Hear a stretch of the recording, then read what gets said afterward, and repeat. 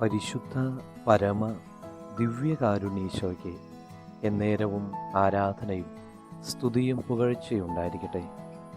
ഇന്ന് മാർച്ച് മാസം 1-ാം തീയതി ഞായറാഴ്ച.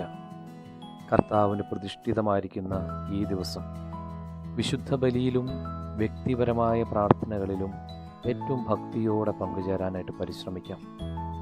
ഈശോയുടെ വചനം വായിക്കാനും കൂടുതൽ നന്മ ചെയ്യാനും ഈ ദിവസം കാരണമായി മാറട്ടെ. മത്തായി സുവിശേഷം 6-ാം അധ്യായം 3-ാം വചനം ഇന്ന് ധ്യാനിക്കാം.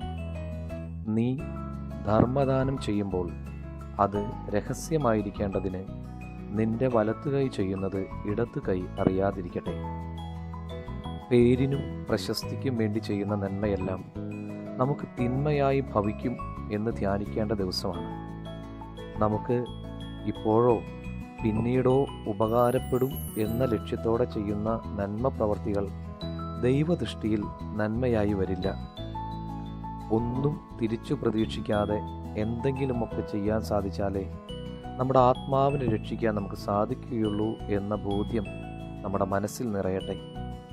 കർത്താവേ, പ്രതിഫലം ആഗ്രഹിക്കാതെ നന്മ ചെയ്യാനുള്ള കൃപ നൽകി ഞങ്ങൾ ഓരോരുത്തരെയും അനുഗ്രഹിക്കണമേ. എല്ലാവർക്കും നല്ലൊരു ദിവസം ഉണ്ടാകട്ടെ.